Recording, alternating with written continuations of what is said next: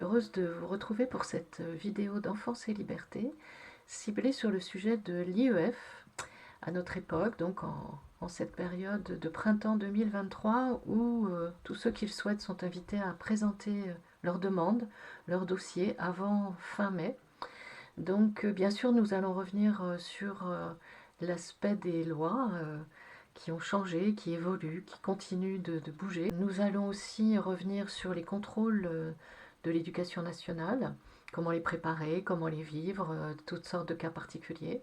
À quel point l'IEF permet d'apporter des apprentissages originaux.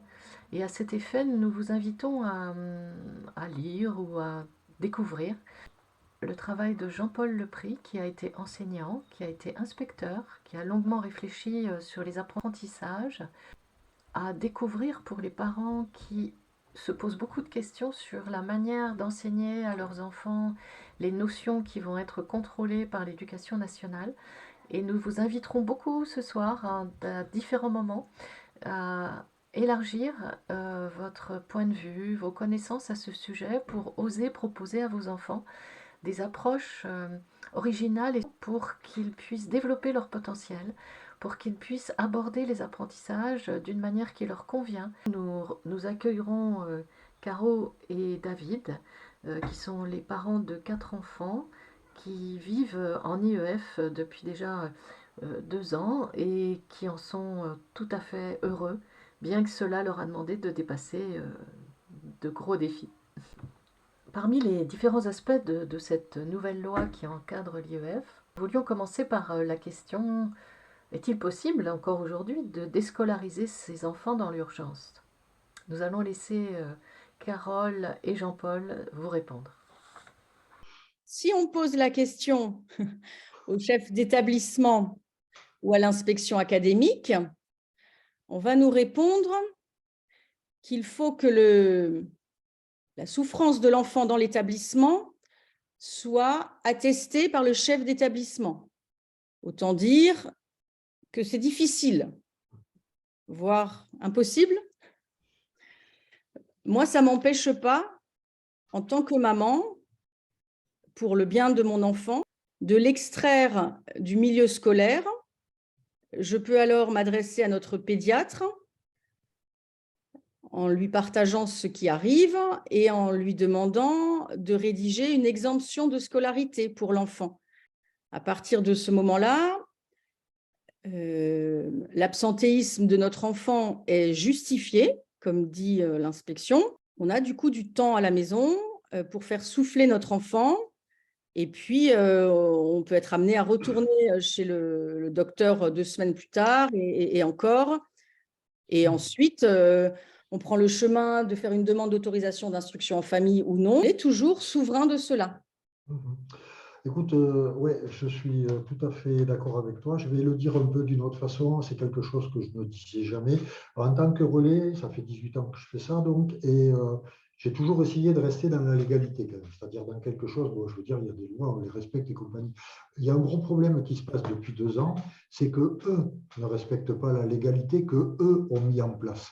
Donc, à partir de là, moi, j'en arrive à des choses complètement aberrante, c'est-à-dire j'en arrive à dire ce que tu dis d'une autre manière. Je dis aux familles, écoutez, il y a un moyen, oui, c'est très compliqué de sortir son enfant de l'école en restant dans la légalité, eh bien, passons dans l'illégalité, c'est-à-dire aller voir des toubis, demander à votre docteur, pédiatre et compagnie de vous faire un certificat pour 15 jours, 3 semaines, de le faire renouveler. Il y a les vacances qui se mettent là-dessus, on repart encore. Et il faut quand même savoir que l'administration française, de toute manière, est très, très longue. C'est-à-dire, dans la loi, dans les 15 jours, si vous n'avez pas réinscrit votre enfant à l'école, c'est très problématique. Dans la réalité, ce n'est pas le cas. Dans la réalité, il faut quand même que ça se mette en route. Alors après, la problématique, c'est qu'une fois que ce rouleau compresseur s'est mis en route, pour l'arrêter, c'est la même chose. Hein. C'est hyper, hyper compliqué. Donc, il faut éventuellement pas aller jusque-là. Là où on en est maintenant, on est mi-avril. Il y a les vacances de Pâques, bon, suivant les zones, voilà, il y a les vacances de Pâques. Et après, il reste 1 mois et demi, 2 mois à tirer, entre guillemets, C'est complètement jouable, quoi. Il n'y a vraiment pas de problème. Je n'aurais jamais dit ça il y a 2 ans, hein. Franchement, vraiment, j'aurais jamais dit ça parce que c'est presque inadmissible de devoir dire quelque chose comme ça. Mais bon, voilà, de la même manière, je vais le dire maintenant parce que ça concerne le même sujet. Moi, j'ai des familles au téléphone qui m'appellent, qui sont en panique totale et compagnie. Je leur dis, vous savez, surtout si l'enfant n'a jamais été déclaré, vous avez aussi la méthode de ne pas le déclarer. En fait, vous ne risquez pas grand-chose. C'est-à-dire les textes où c'est je ne sais plus combien d'amendes, 6 mois de prison, machin. J'ai jamais vu un truc pareil, hein. Jamais, jamais. En fait, si vous ne déclarez pas, ce qui va se passer, c'est qu'à un moment, si vous tombez dessus, si vous rattrapez, on va dire, ils vont vous faire une injonction de scolariser dans les 15 jours. C'est la même chose, c'est-à-dire que vous ne risquez pas plus que d'être obligé de l'inscrire, sauf que si vous avez la chance, je vais même dire que je connais des familles comme ça, j'en connais même pas mal. Si vous avez la chance de passer sous les radars, eh bien, vous passez sous les radars et c'est tout. C'est la même chose, hein. Je n'aurais jamais dit une chose comme ça il y a 2 ans, c'était le contraire. Quand des familles me disaient on n'est pas déclaré et tout, je leur disais mais putain, quand même, quoi. Mettez-vous dans des assos, déclarez-vous, qu'on puisse se battre, quoi. Instruire ses enfants en famille concerne toutes les familles. Alors, vous qui êtes ici ce soir, vous êtes peut-être concerné par l'instruction en famille ou vous y réfléchissez. Il y a des familles qui ne se sentent pas concernées. Il y a des familles qui pensent que défendre le droit à l'instruction en famille n'est pas nécessaire parce que leurs enfants sont à l'école, leurs enfants vont bien à l'école. Pourtant, la réalité, c'est que un enfant qui allait bien et qui est en difficulté à l'école, des difficultés qui grandissent, un mal-être qui apparaît et qui grandit, peut nécessiter à tout moment de faire une pause. Et auparavant, quand le système était déclaratif, nous pouvions facilement proposer cette pause à nos enfants, facilement, à condition qu'on a qu'on puisse l'accueillir chez soi, bien sûr, en fonction de nos professions.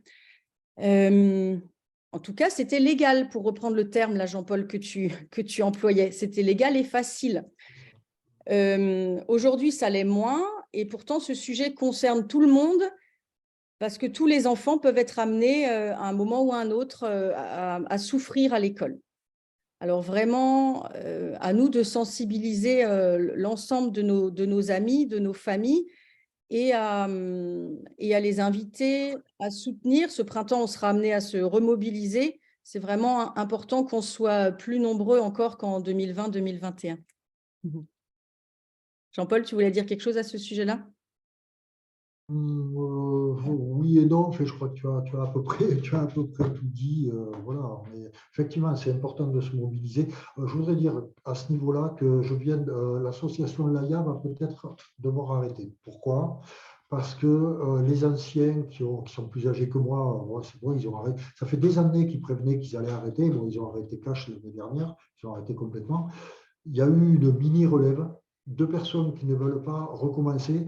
Et je trouve, enfin, moi, il y a un côté où je trouve ça dramatique. C'est-à-dire quand on a un sujet qui nous tient à cœur énormément, si on n'est pas, c'est pas objectif, hein, ce que je dis, c'est subjectif. Mais si on n'est pas capable de donner un minimum de temps pour quelque chose qui nous concerne profondément, il ne faut pas demander que la société change. C'est pas possible. C'est vraiment pas possible. Moi, là, il va y avoir une rencontre de l'association Laïa bientôt, l'Ascension, comme traditionnellement.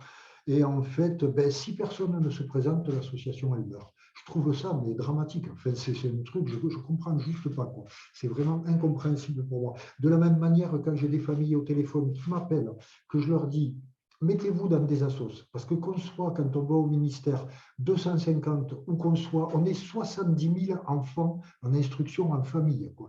Dans les associations, entre les 2 assos, il y a 1400 adhérents.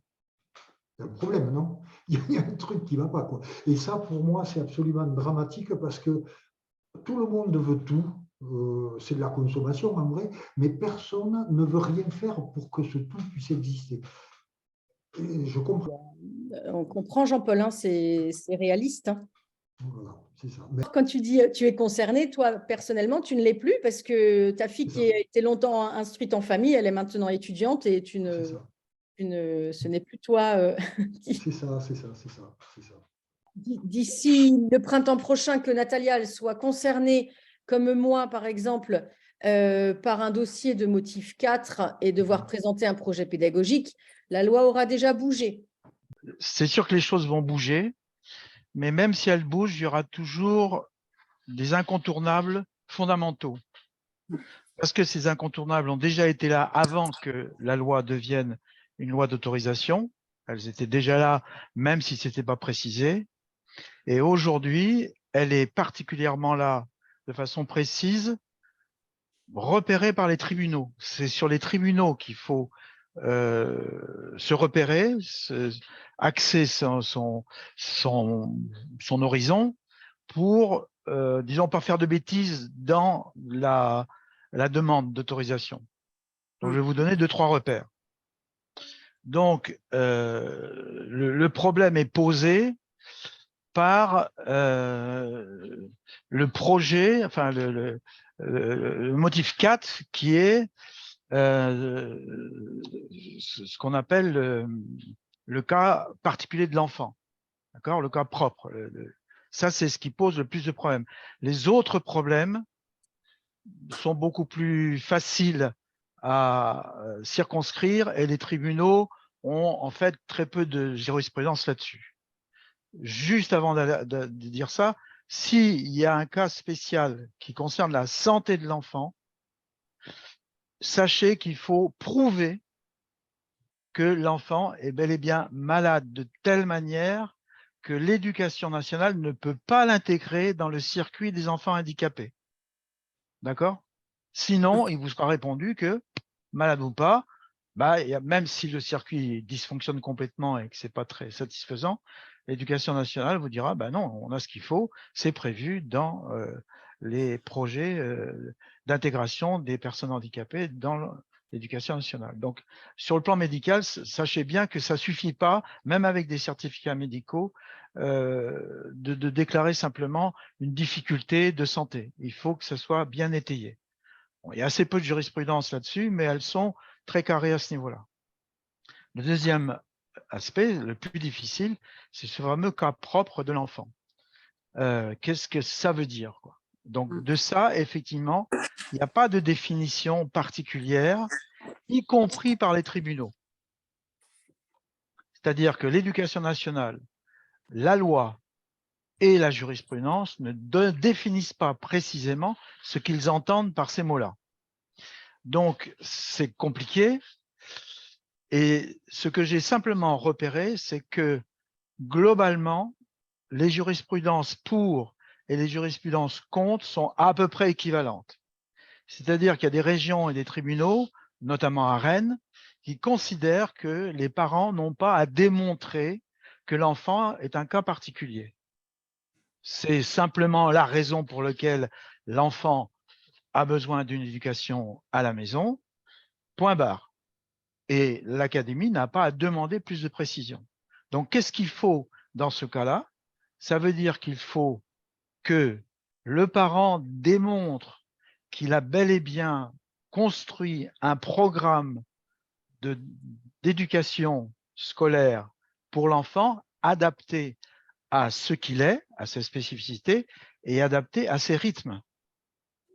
Ça, c'est fondamental. Ça ne veut pas dire qu'il faut un programme qui soit aussi pointu que l'éducation nationale peut l'afficher, mais simplement qu'il soit bien démontré que les caractéristiques de l'enfant qui font qu'il ne pourrait pas trouver sa place dans l'éducation nationale sont bel et bien prises en compte dans le programme et dans les contenus.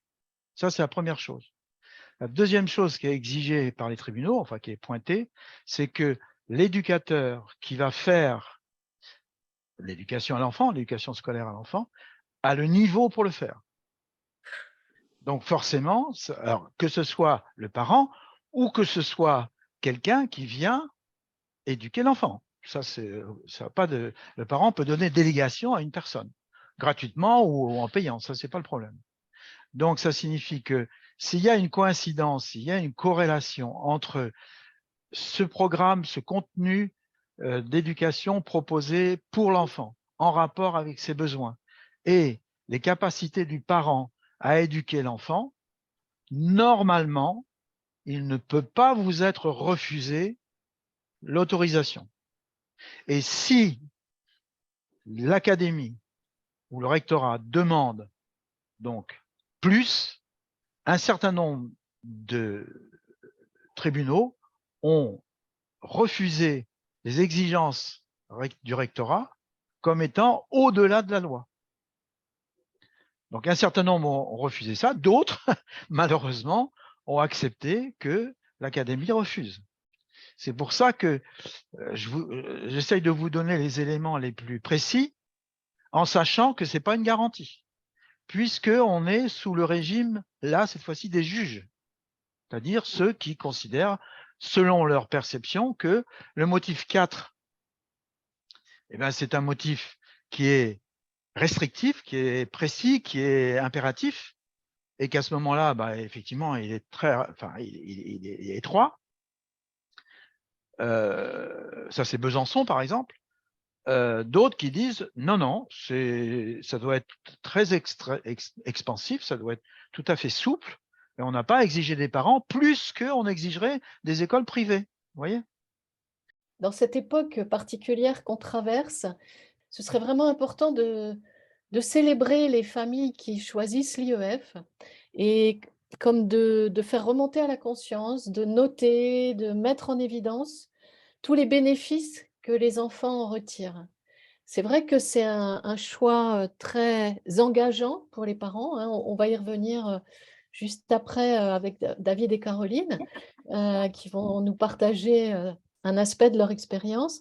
Mais je voulais un petit peu revenir sur les bénéfices secondaires pédagogiques qui sont vraiment importants et qui concernent la vie, c'est-à-dire tout ce qu'on peut apporter de vraiment vivant aux enfants grâce au fait de leur proposer cette instruction en famille. Notamment une chose toute simple, les neurosciences nous démontrent largement qu'un enfant ne peut rester attentif qu'une vingtaine de minutes dans le meilleur des cas, et que pour que son cerveau fonctionne bien, il a besoin de bouger. Enfin, tout le monde sait bien que lorsqu'on est dans une réunion de famille et qu'il y a des enfants, ils vont pas rester assis à table pendant des heures. Ils ont besoin de cavaler, ils ont besoin de jouer, ils ont besoin de bouger. Et donc, pourquoi on les obligerait à rester des heures assis sur une chaise? C'est vraiment quelque chose de précieux pour les enfants de pouvoir découvrir la vie, que ce soit en lien avec la nature, en lien avec l'expression artistique ou tous les domaines d'expression, heu et qu'en fonction de la nature de l'enfant, on va pouvoir toucher ces différentes formes d'intelligence.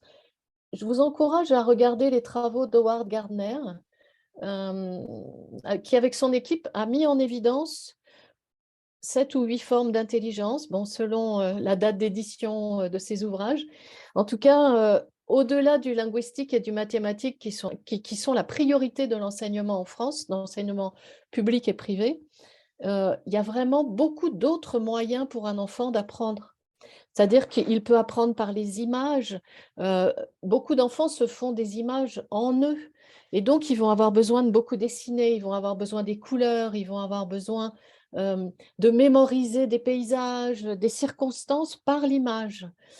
De même, il y a des enfants qui mémorisent ou qui apprennent avec le son et ceux-là, bien sûr, auront besoin peut-être de jouer d'un instrument, peut-être aussi de chanter ou de répéter une poésie lorsqu'ils veulent apprendre quelque chose et c'est vraiment important de les encourager dans ce sens et qu'ils puissent aussi aller à des concerts ou rencontrer des musiciens, circonstances où il y a du son.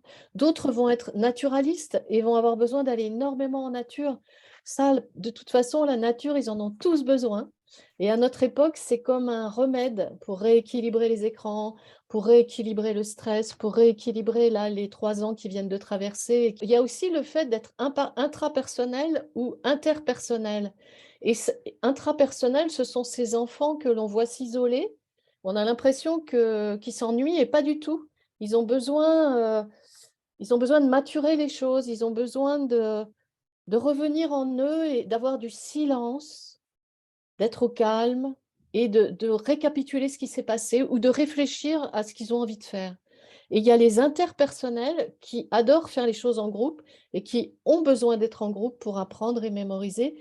Et on a besoin de ces différentes facettes quand on est avec plusieurs enfants ou d'identifier la facette de son enfant ou de ses enfants quand on est en IEF et qui va nous permettre de faire, d'aborder les apprentissages qui vont être nécessaires pour les contrôles dont on va parler tout à l'heure, de les aborder d'une manière transversale, c'est-à-dire de les aborder à l'occasion d'une promenade pour les naturalistes, de les aborder à l'occasion d'un concert ou de créer avec eux une chanson pour ceux qui travaillent sur le son, de dessiner ou de faire des collages pour ceux qui travaillent avec l'image, ou de trouver des solutions pour que les enfants soient régulièrement regroupés avec d'autres familles pour faire des activités ponctuelles avec leurs parents, mais en étant avec d'autres, alors que d'autres vont être bien tout seuls.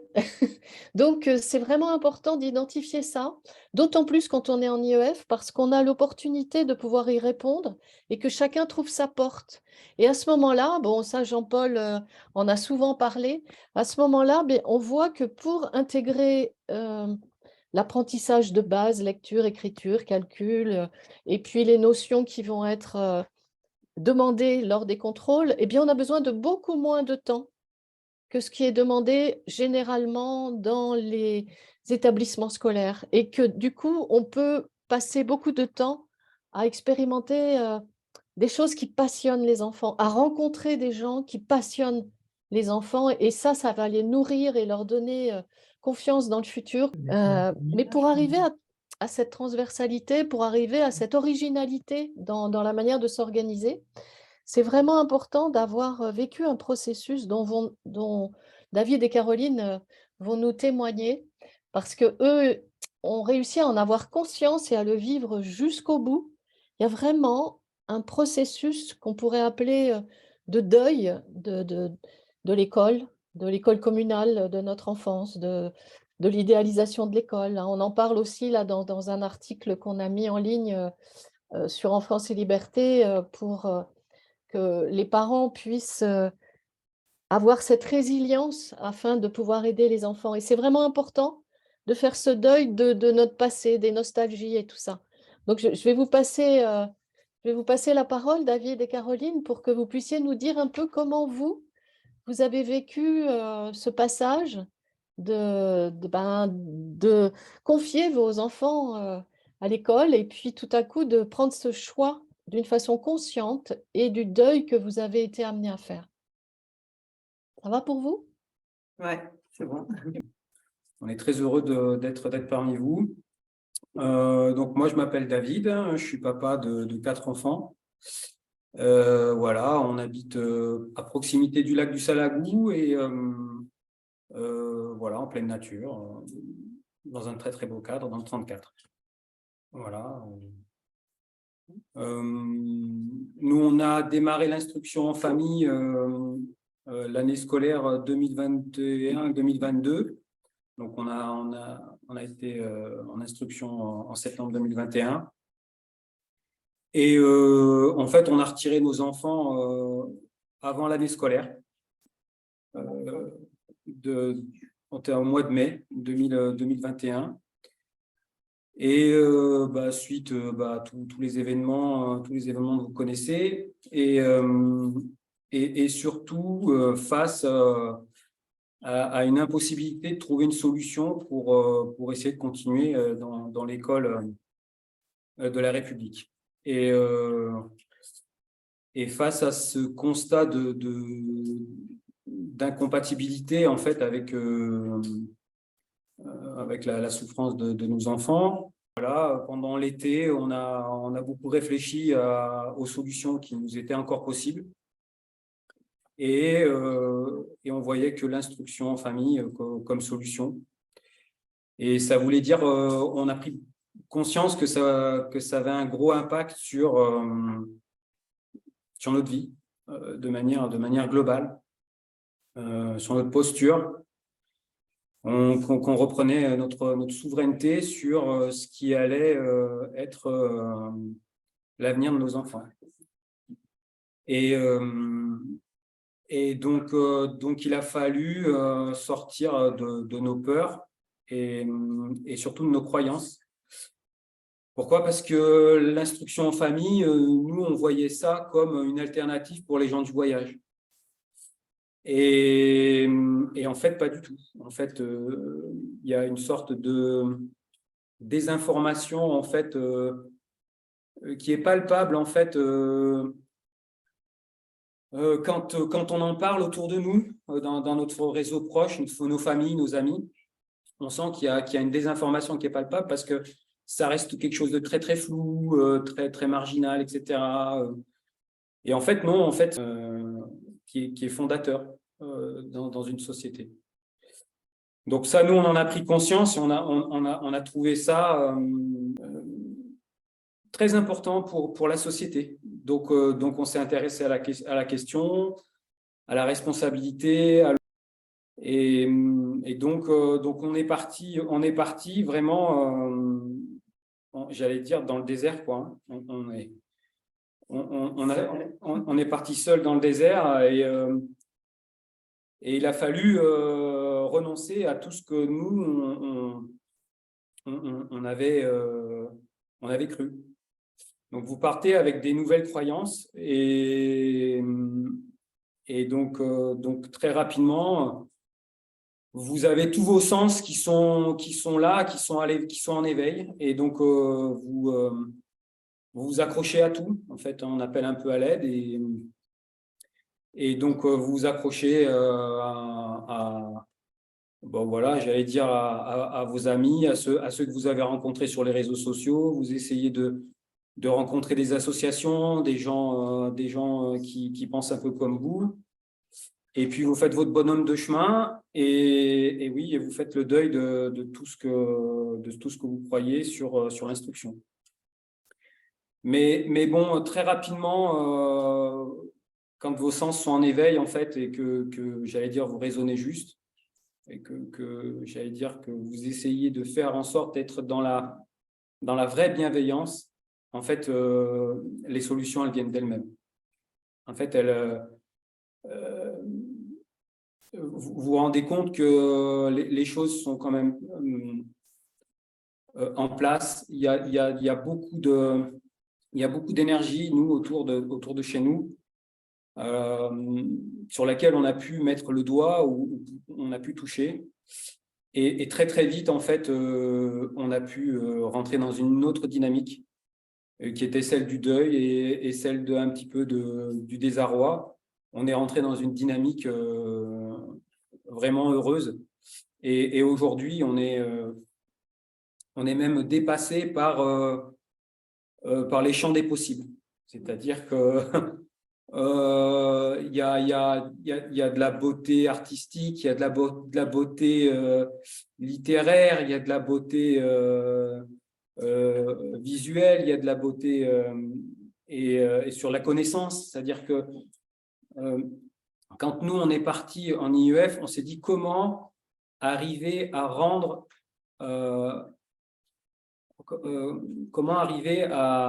intéressant la connaissance. Comment aimer la connaissance. Et quand on arrive à faire ça, après, vous n'avez presque plus besoin de rien faire. C'est-à-dire que l'envie va vous amener à de la connaissance et va vous faire grandir dans toutes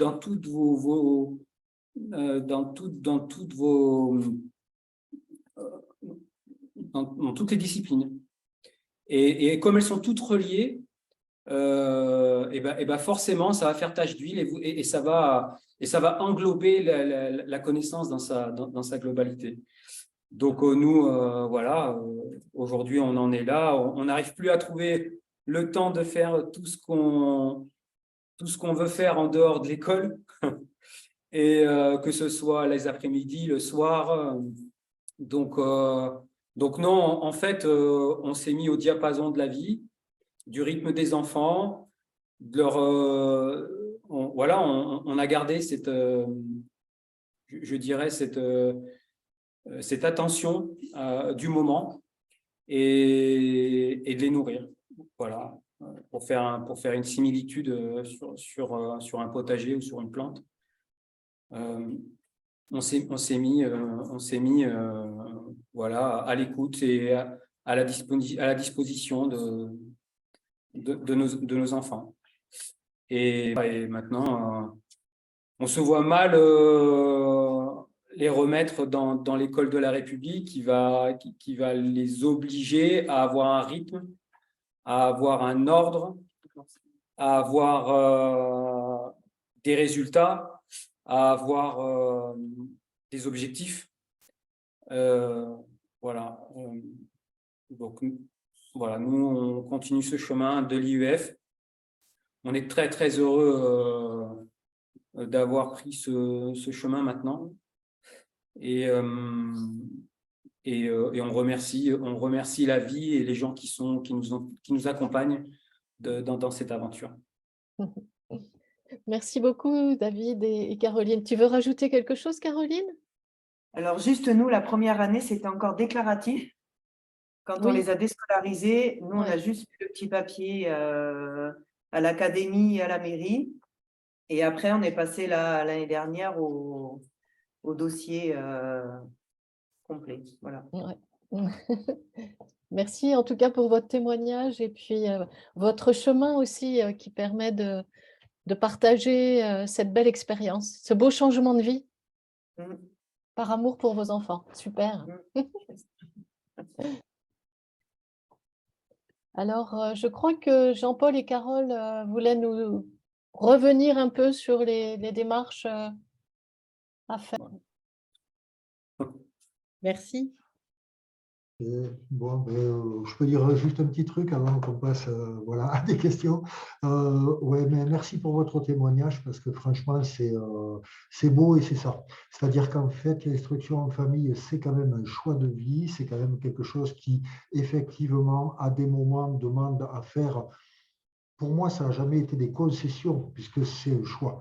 Mais ça demande à se dire non, mais ça, vous parliez de pas courir après l'argent et compagnie. Évidemment, si on court après l'argent, qu'on veut travailler à deux, rentrer 5 000 € par mois, ça ne marchera pas. Ça, c'est clair. Par contre, si on enlève cette priorité et qu'on met son énergie et son temps ailleurs, ben, on arrive à quelque chose de très beau. Et en fait, on s'aperçoit au fur et à mesure que toute cette chose dont la société nous dit qu'on a besoin, on n'en a pas besoin.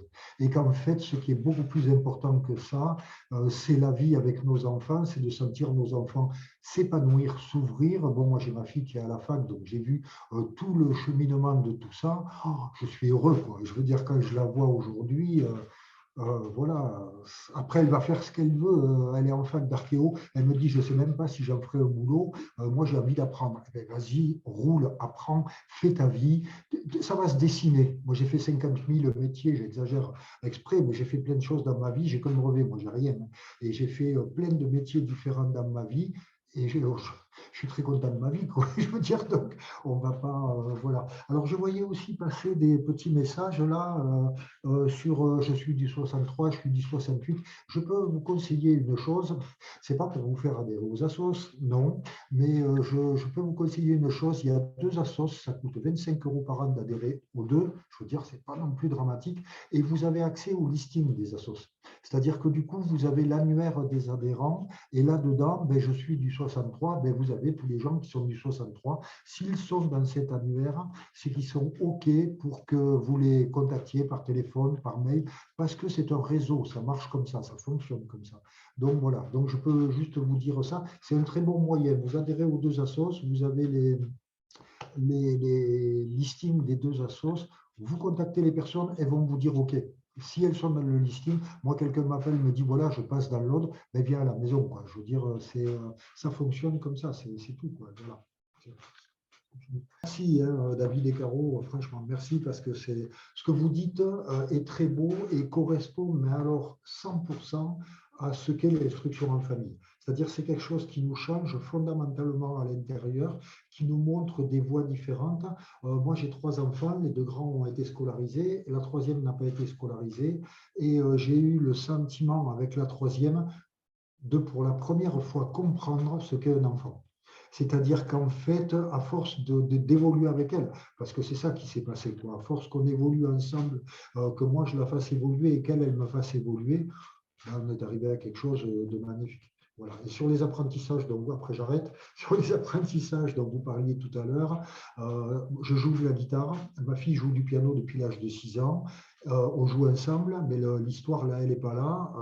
Il n'y a pas longtemps, il y avait un morceau assez compliqué pour moi, c'est-à-dire quand même, je joue depuis 40 ans de la guitare, et c'était un peu compliqué pour moi. Ma fille, elle prend la guitare, elle fait ça comme ça. Je dis, non, madame, t'as appris ça où, toi? Elle me dit, mais papa, je te vois jouer depuis que je suis né, quoi. Ah ouais. Et ça m'a tilté, mais vraiment ça m'a tilté. Et juste le fait de me voir jouer, elle fait des accords embarrés, elle fait des choses comme ça, elle ne les a pas appris. C'est un truc de fou, hein. C'est vraiment, voilà. Ça correspond à ce que vous disiez tout à l'heure, Joël aussi qui parlait de ça, sur les méthodes d'apprentissage et sur les personnes qui sont visuelles, qui sont auditives, qui sont kinésiques, je crois on dit, qui aiment la nature. Ma fille est très visuelle. Si j'essaye de lui apprendre des choses en lui parlant, en lui disant oui, mais c'est comme si, c'est comme ça, elle ne va rien comprendre du tout. Par contre, si on regarde une vidéo avec ça, c'est direct, elle comprend direct. Voilà. Voilà, je voulais juste compléter ça et c'est tout. Voilà, mais bravo. Oui, je peux peut-être rebondir si vous le souhaitez sur l'apprentissage. Ouais. Nous, on a constaté très rapidement qu'il fallait une période de désintoxication en fait d'un processus ou d'un rythme et d'une peur pour les enfants. Oui. Avant de rentrer dans un processus, je dirais, entre guillemets, naturel. Et je regarde beaucoup les travaux de Céline Alvarez et sur les neurosciences. Et en fait, pareil, on se fait beaucoup d'idées sur l'apprentissage. Et on a beaucoup de croyances. Et comme dit Jean-Paul, en fait, ils apprennent de plein de manières différentes, à des moments qu'on ne pense même pas d'ailleurs. Et donc, en fait, c'est à nous de mettre à disposition et de mettre en joie, en fait ça. Et quand on a compris ça, en fait, très, très paisiblement et très calmement, en fait, vous rentrez dans une autre dynamique. Et en fait, les enfants, en fait, sont des vraies plantes à apprendre et c'est leur sens, en fait, qui les pousse. Quand on les sort de cet ordre, de cette autorité, de cette peur de s'exprimer, quand on les cantonne avec des barrières dans des couloirs, quand vous les sortez de ça, ça devient très simple. Alors, c'est peut-être idyllique ce que je dis, hein, parce que ça demande plein de processus. Et je pense qu'il ne faut pas rater des processus, il faut arriver à y faire face. Et ce n'est pas facile. Hein. Nous, on a été très, très bouleversés. Hein. Et parce que vous êtes un peu seul aussi. Hein. Il y a vos proches, vos familles, les tontons, les tatis, les grands-parents qui sont dans une autre croyance et qui vous accompagnent pas hein, dans ce chemin-là. Hein. Et en fait, quand vous avez fait, vous êtes passé par tout un tas de processus et que vous avez vos enfants qui arrivent à sortir des poèmes et des rédactions et des textes fabuleux et des morceaux de musique de manière pas spontanée, parce que ça demande du travail, hein, ça demande de répéter, ça demande de s'exercer, hein, de faire appel aux exercices. Et ben, on les pique au cœur. On les pique au cœur. C'est pas un coup de poing dans le buffet, mais vous les piquez au cœur, quoi. Et là, ils comprennent que peut-être il y a d'autres manières d'apprendre. Ce que nous, on l'a vécu. Eux, ils commencent à le comprendre, à se dire peut-être que il y a d'autres manières d'apprendre et pas dans un établissement spécialisé avec des personnes spécialisées. Il y a beaucoup de choses qui se déconstruisent. Donc voilà, sur l'apprentissage, nous aussi, on continue d'apprendre, on continue de se poser des questions, de se remettre en doute, et, parce que à leur évolution aussi, c'est pas la même posture quand ils sont plus jeunes que quand ils sont en adolescence. Donc voilà, on est avec eux, en tout cas, on essaie d'être toujours attentif et d'être vigilant à leurs besoins. Et voilà. David, on va donner la parole à Claire.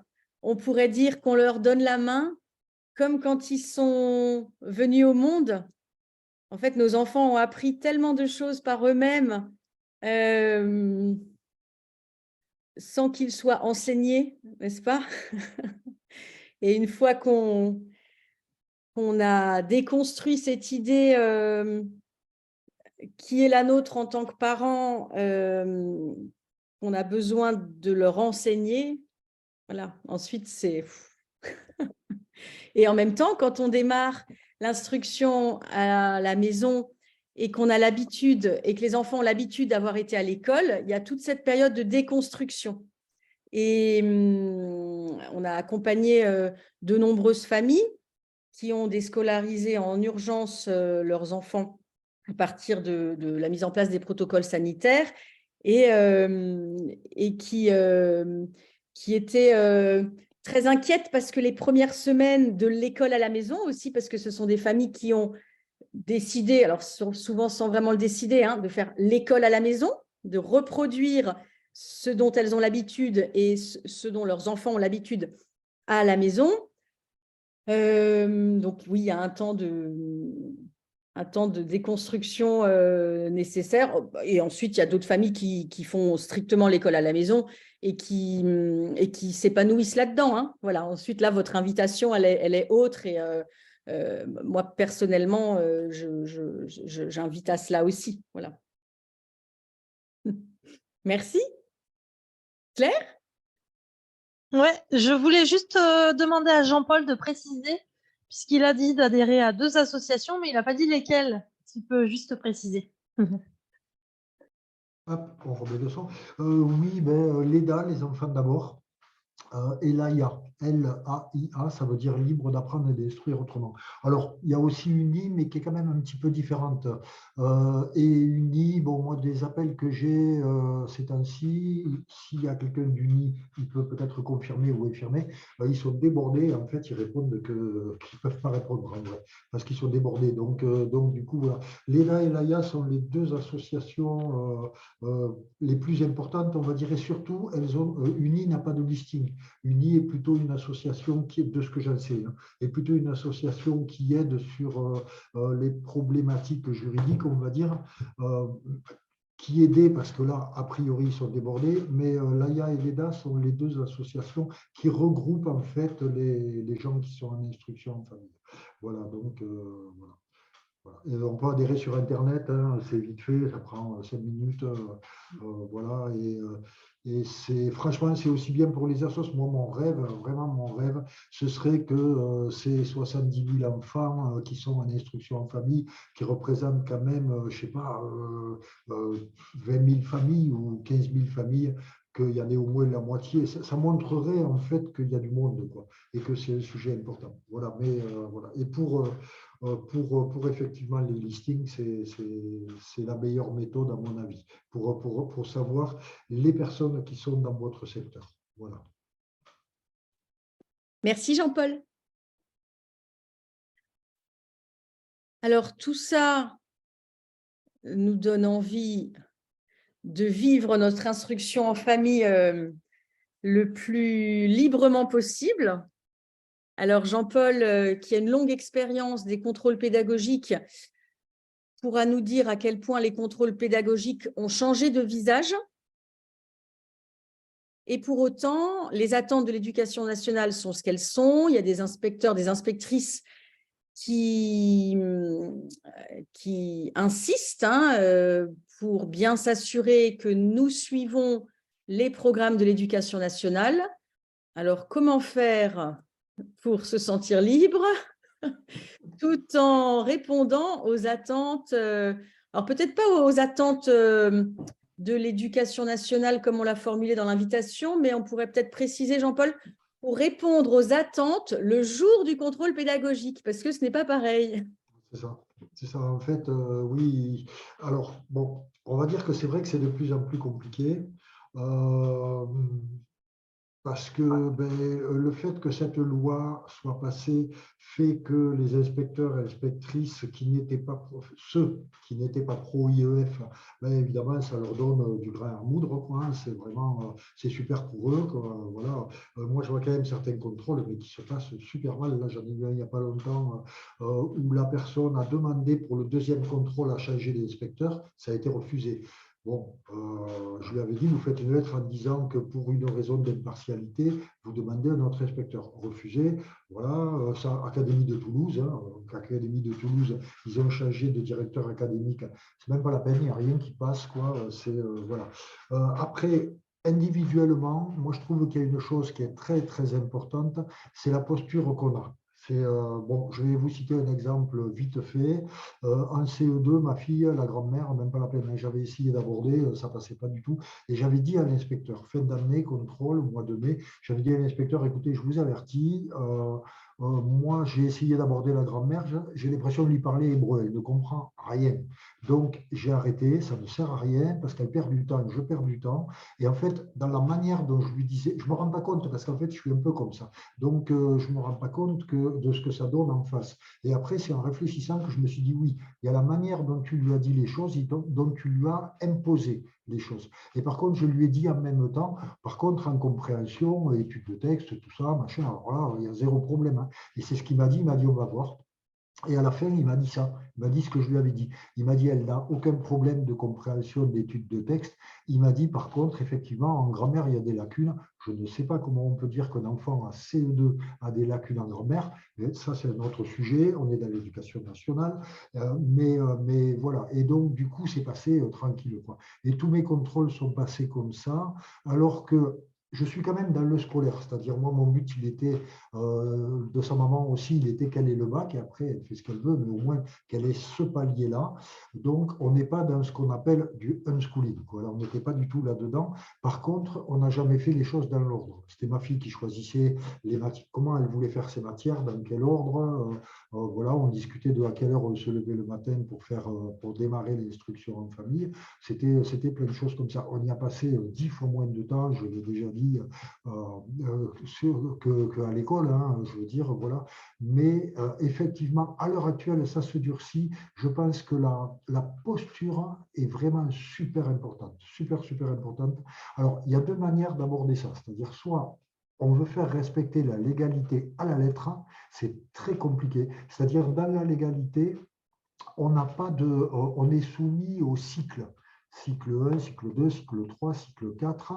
Donc, ils ne peuvent nous obliger à être au niveau du cycle qu'à la fin du cycle. Dans la réalité, on n'est pas là, hein. On est vraiment dans de plus en plus d'exigences ultra-académiques année par année. Et c'est là que soit on choisit la posture de se battre frontalement, c'est-à-dire de dire non, non, mais ça, c'est pas la loi, et voilà, de se battre.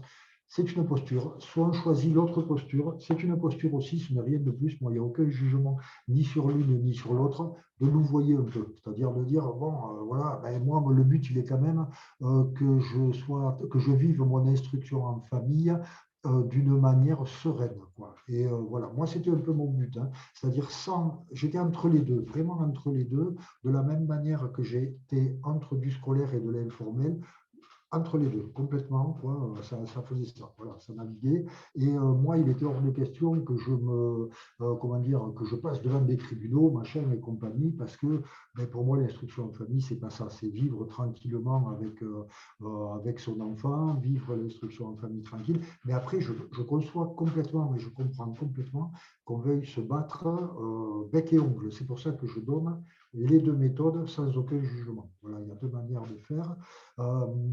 Je pense que quand même, à l'heure actuelle, être trop éloigné du programme scolaire, surtout dans la mesure où on est assujetti au cycle depuis 3 ou 4 ans, je ne sais plus, c'est super compliqué. Et puis avec les nouvelles lois qui viennent de passer, c'est de plus en plus compliqué. Ça devient vraiment très difficile, d'autant plus qu'on a bien vu que s'ils veulent, ils passent des décrets.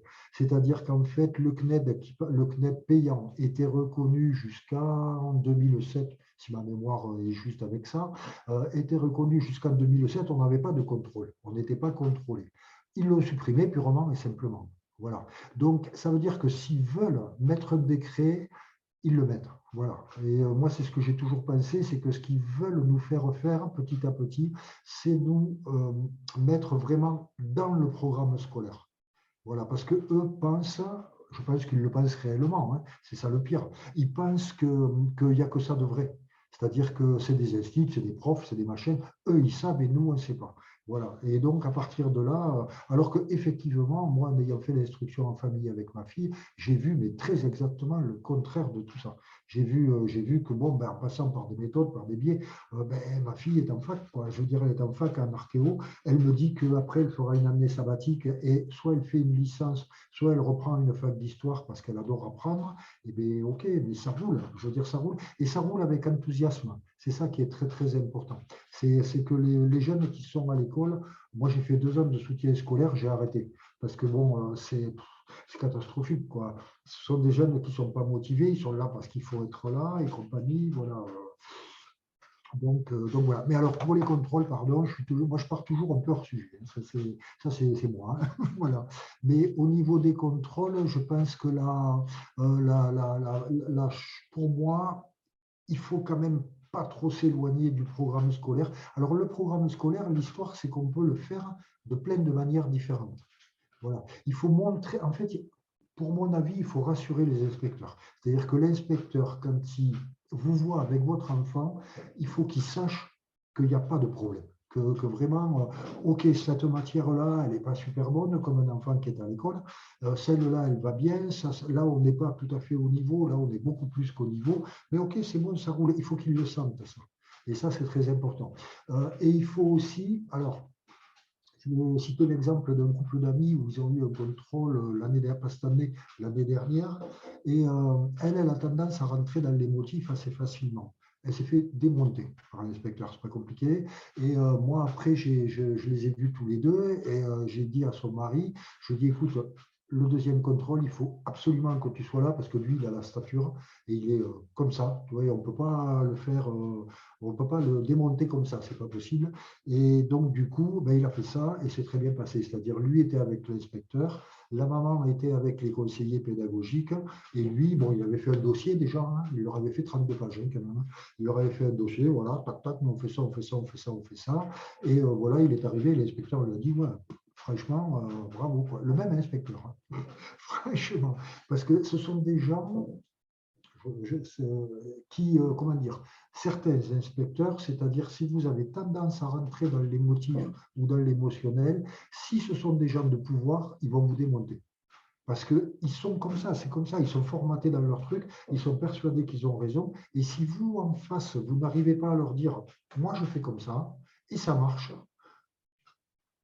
là c'est foutu. Quoi. Voilà. Enfin, je ne sais pas trop comment dire ça, parce qu'il y a une grosse partie de psychologie en fait, là-dedans. Si. Et Jean-Paul, quand tu parlais de suivre le programme, peut-être est-il nécessaire de préciser que tout est documenté sur le site EduScol, alors qui n'est pas forcément facile d'accès.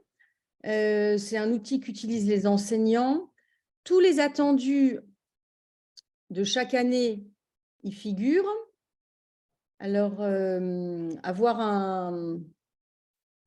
pouvoir témoigner le jour du contrôle pédagogique que nous avons connaissance de cela, assurément, c'est nécessaire. Moi, j'invite les familles, personnellement, c'est ainsi que je procède, à avoir même imprimé les documents. Comme ça, j'ai un petit classeur bien scolaire, parce que les inspecteurs sont scolaires et attendent cela. Ensuite, dans notre cas personnel, notre fils qui est en niveau de CE2, il y a notamment en mathématiques une progression de l'éducation nationale que je ne suis pas. Moi, je travaille avec des outils Freinet. La progression est vraiment différente en calcul numérique. Je l'ai nommé par courriel en informant l'inspecteur en amont de notre contrôle pédagogique. Je pense qu'il n'avait pas pris connaissance de cela avant le rendez-vous, mais qu'importe. Moi, j'avais fait ma part d'information. Et le jour du contrôle, notre fils savait qu'il pouvait tout simplement dire à la maîtresse qu'il l'évaluait, parce que c'est bien comme ça, c'est bien ce terme-là qu'ils emploient, que ceux-ci ne savaient pas le faire et que c'était OK. Et moi, de mon côté, qui discutais avec monsieur l'inspecteur, je l'ai nommé et il ne l'a même pas relevé. On peut utiliser d'autres progressions. Simplement, comme tu disais, Jean-Paul, la posture fait beaucoup certainement. Voilà. Et moi, personnellement, plus j'ai connaissance des attendus de l'éducation nationale, plus je vais être libre et affirmer que je fais autrement et je vais savoir dire pourquoi je fais autrement. Et le Sénat vient de voter des amendements pour assouplir le régime d'autorisation. Ça repasse devant l'Assemblée nationale dans un futur proche, donc c'est vraiment le bon moment pour recontacter son député et témoigner de sa situation. Alors, Solène ou Mathilde? Solène, tu es là? À nous parler des actions menées au local chez elle. Moi, je suis Solène, je suis un peu un ovni parce que je suis une maman solo qui fait l'IEF. Donc, si jamais il y en a qui sont tentés par l'aventure quand on est seul, c'est possible. C'est compliqué, mais c'est possible. J'ai créé un groupe à la base qui est un groupe de copains où on se retrouve. Je suis navrée pour mon réseau. On va faire avec. Et sans ma tête. Je rembobine, je reprends depuis le début. Yes. Donc, je suis Solène, je suis maman solo. Donc, pour ceux qui n'ont pas encore essayé l'IEF seul, c'est pas tous les jours facile, mais c'est tout à fait possible. Juste la petite parenthèse, parce que ça peut faire peur à beaucoup de parents tout seuls. Je m'en sors très bien et mes enfants sont super heureux. Ça, c'est pour la petite anecdote. Donc, moi, j'ai un groupe, je suis dans le Var, dans l'Est Var. Au départ, quand je suis rentrée en IEF avec les enfants, j'ai créé un groupe avec des scolaires et des non-scolaires pour des sorties pédagogiques, des ateliers. Et là, ça fait 2 ans que j'entends des associations locales et tout le monde se plaindre de la loi, mais je vois autour de moi personne rien faire. Donc, c'est bien de râler, mais à un moment donné, il faut se bouger. Donc, j'ai pris l'initiative de contacter tous les députés de mon département. Également quelques députés limitrophes, ceux où je peux me déplacer. Et ben, je le recommande parce que je me suis aperçue que ces députés ne nous connaissent pas. Ils ne savent pas pour la plupart ce qu'est l'IEF. L'avant-dernier que j'ai vu de ma circonscription la semaine dernière, en arrivant, a dit voilà, j'ai tous les préjugés de l'IEF. Là, il va falloir être convaincant.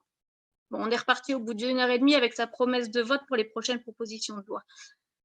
Envoyer des mails, c'est bien, mais ils n'ont pas la possibilité de tous les lire. Ils doivent faire des tris. Ils ont beaucoup de choses à gérer, notamment en ce moment avec les retraites, entre autres, le grand sujet du moment.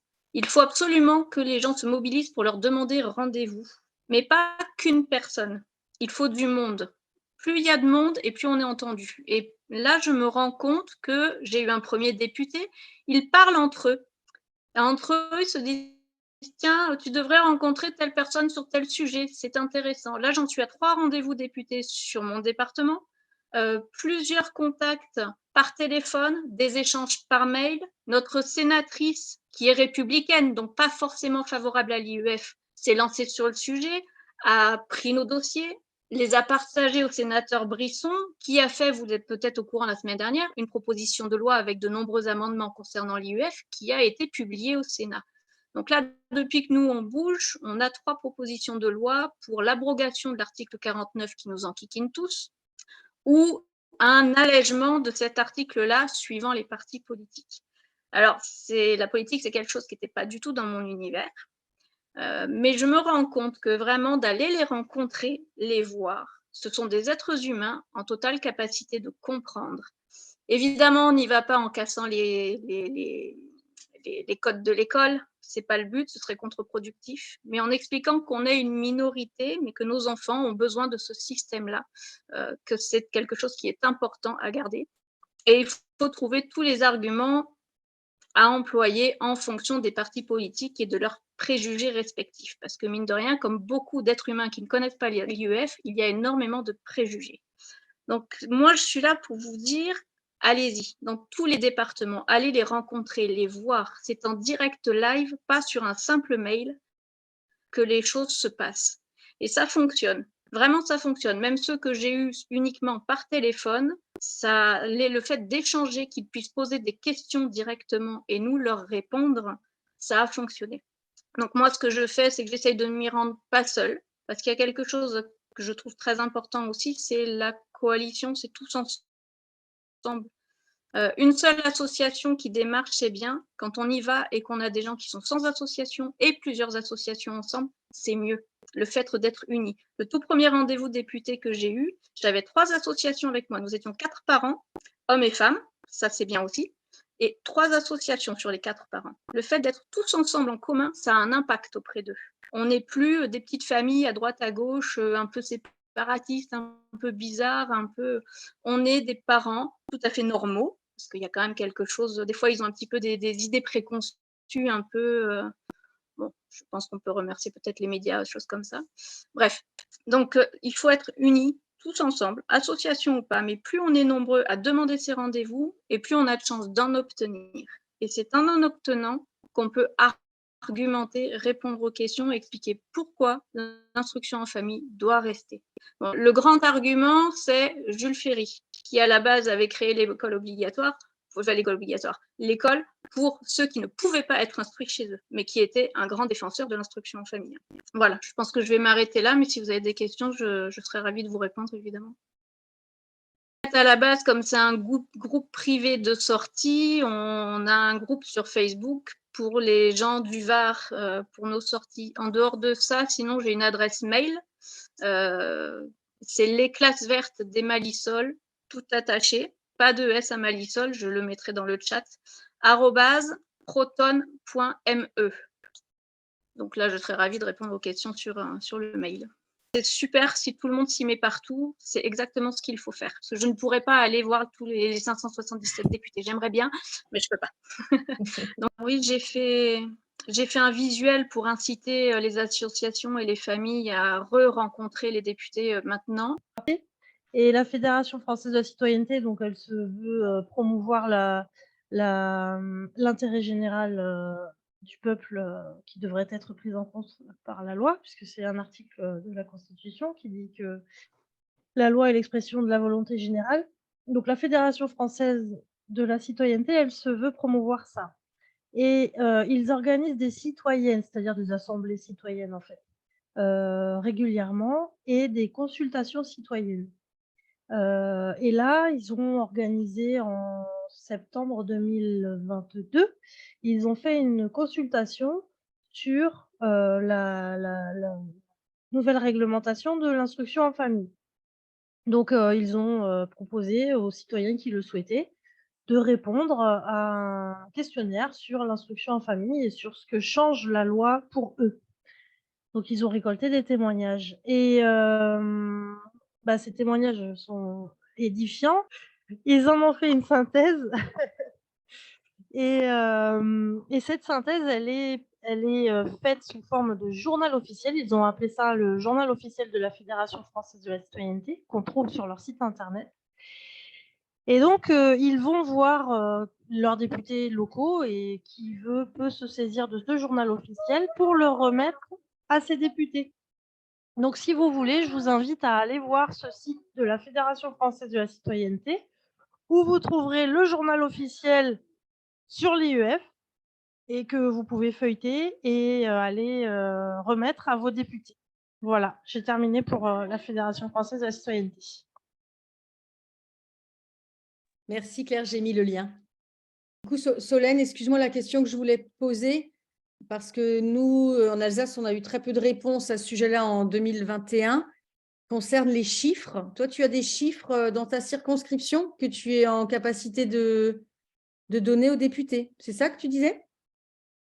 Les chiffres sont difficiles à obtenir, les chiffres auprès de la DACEN.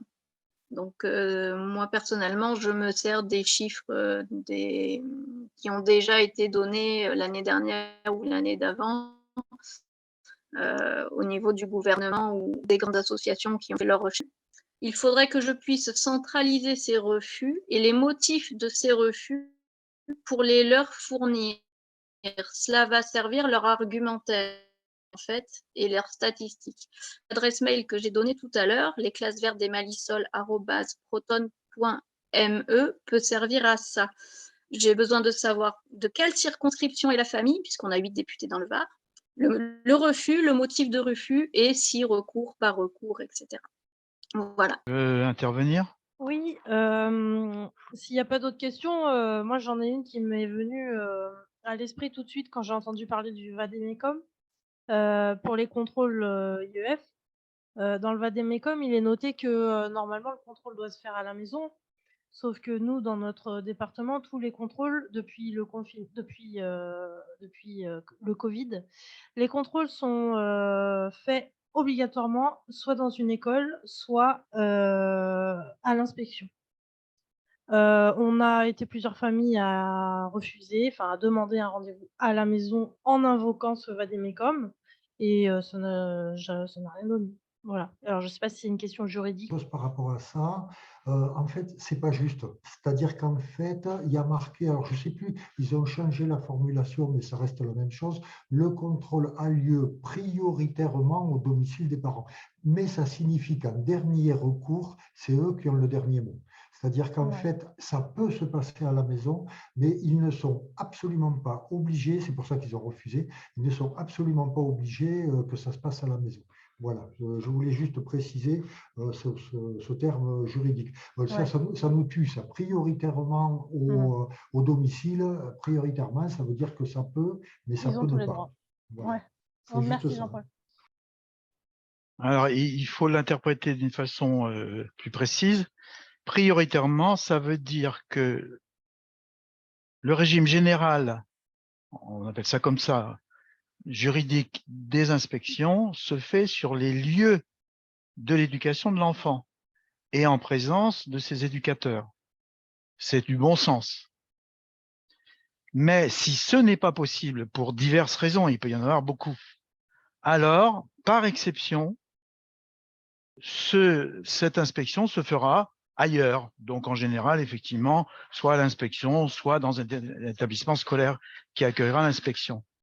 Donc, ça veut dire que si on n'est pas d'accord avec la décision, c'est-à-dire que si on vous dit qu'a priori, ça se fait ailleurs qu'à votre domicile, le bon argument, c'est de dire pourquoi.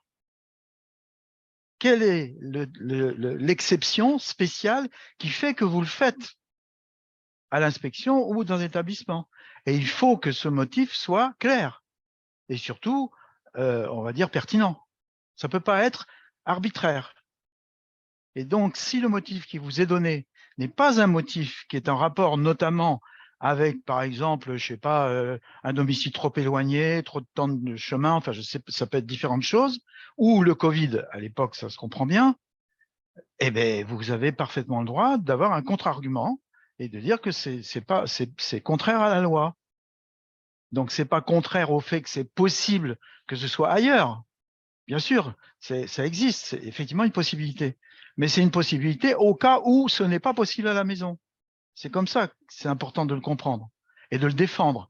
Alors après, que vous ayez gain de cause ou pas, ceci dit, si c'est pas d'accord, vous n'êtes pas d'accord, vous avez parfaitement le droit de faire un recours, là encore, gracieux ou hiérarchique, parce que on veut vous emmener dans une inspection, dans un lieu d'inspection qui n'est pas normal ou qui n'est pas justifié. Merci Didier. Et c'est d'autant plus important pour les jeunes enfants.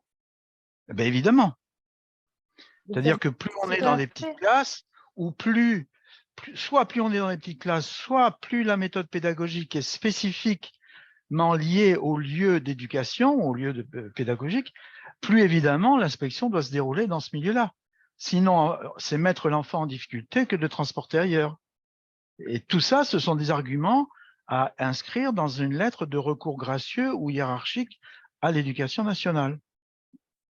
Donc, ça va demander, quand vous avez le retour direct de l'éducation nationale là-dessus, ou le rendez-vous, vous répondez immédiatement par mail. Hein. Le mail, ça vaut une lettre avec accusé et réception. Hein.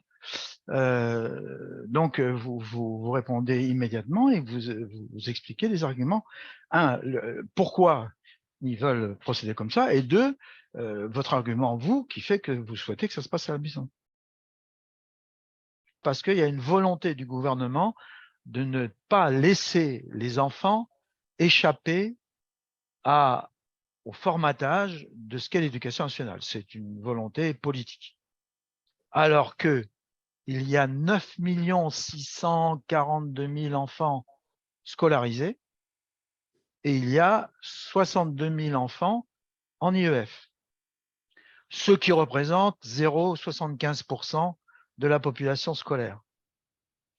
Donc on voit bien, alors c'est à ça aussi que je voulais venir, c'est que, et ça a été, tous les témoignages qui sont là ont été très intéressants, on voit bien que l'IEF, c'est une manière de vivre et de concevoir l'éducation des enfants. C'est une très belle manière, mais c'est une manière qui exige une responsabilité, une citoyenneté et une assertivité, c'est-à-dire une préparation personnelle puissante. Avant, on pouvait considérer que ça se passait à peu près tout seul. Aujourd'hui, c'est plus du tout le cas puisqu'on est dans un contexte de combat, un véritable contexte de combat. Avant, c'était l'exception. C'est toujours l'exception d'ailleurs. 0,75%, ça ne représente rien sur une population. Mais cette exception est symbolique. Elle devient symbolique d'une certaine façon de voir une société et l'exercice de la démocratie. Et quand vous êtes tenant de l'IEF, vous êtes finalement beaucoup plus citoyen et citoyen autonome que la plupart des parents qui ferment un petit peu les yeux sur ce qui se passe à l'école. Et vous avez une garantie d'ailleurs très importante en ce moment, c'est que si vous avez vos enfants en IEF, ils n'auront pas à subir les séances d'éducation à la sexualité que doivent absolument endurer beaucoup d'enfants, au moins en primaire, voire dans les petites classes du secondaire. Après, c'est autre chose. Mais donc, et ça, c'est pas la seule chose, puisque il existe une politique générale, et cette fois-ci c'est international, de diminution de l'autorité parentale sur les enfants par rapport au gouvernement. Beaucoup de gouvernements s'orientent vers le fait de faire échapper les enfants à l'autorité parentale dans de nombreux domaines. On l'a vu sur le plan de la sécurité sanitaire, ça reste encore vrai pour le fonctionnement des vaccins, et notamment, on sait aujourd'hui qu'un certain nombre de médecins indiquent sur le carnet de santé de l'enfant qu'il doit être vacciné pour ceci et cela, alors que ces vaccinations ne sont absolument pas obligatoires. Mais ils le présentent comme tel. Donc, il y a une sorte de volonté de plus en plus forte de faire en sorte que la présence, la transmission, le vécu des parents avec les enfants se retrouve de moins en moins fort, de plus en plus alternatif ou superficiel. Et ça, c'est bel et bien, alors je ne sais pas si c'est une volonté perverse, je ne peux pas me permettre de dire des choses comme ça, mais en tous les cas, c'est une volonté clairement identifiable, parce que le train s'en va de cette manière-là. C'est pour ça que pour Enfance et Liberté, nous ne sommes pas des spécialistes de l'IEF.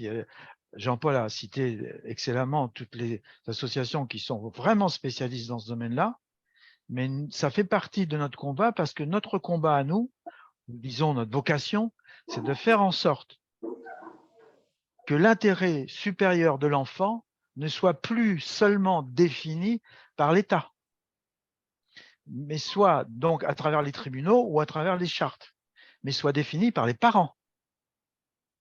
Et qu'à cet intérêt supérieur de l'enfant corresponde une puissance d'autorité parentale capable de combattre ou de contrebalancer la puissance étatique ou institutionnelle.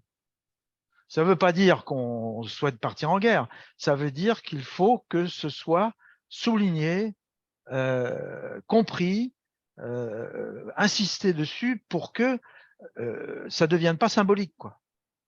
Et c'est en train de devenir symbolique, pas forcément de la faute de l'État, mais de la faute des familles elles-mêmes qui ne se rendent pas compte qu'elles démissionnent de plus en plus dans de nombreux domaines où leurs enfants sont concernés, par exemple la gestion d'Internet, Et il faut faire très attention à l'intelligence artificielle qui commence à se répandre, parce que ça, c'est un outil extrêmement dangereux, en tous les cas à double tranchant. Donc, c'est pour ça qu'il faut que les parents reprennent conscience de ce qu'est leur autorité parentale et que cette autorité parentale n'est pas seulement dirigée vers leurs enfants à l'intérieur de la famille, mais que cette autorité parentale a droit d'existence et même vocation à s'imposer à l'extérieur de la famille à l'égard des autres institutions et de devenir un partenaire incontournable. Donc, c'est pour ça qu'il est important de bien aussi comprendre l'IEF, et je remercie beaucoup le couple qui a exprimé tout à l'heure son témoignage, parce que c'est tout à fait ça. Alors, au-delà du rêve que ça peut représenter, c'est-à-dire du bonheur d'être ensemble et de progresser ensemble, c'est pas seulement un bonheur, ça devient une réalité d'une autre société. C'est un mouvement qui construit autre chose et qui va, pour pouvoir émerger, il va falloir que cette autorité parentale se manifeste avec une véritable autorité, justement, mais cette fois-ci une autorité citoyenne. Voilà, j'ai fini. Merci beaucoup, Didier. Merci, Didier.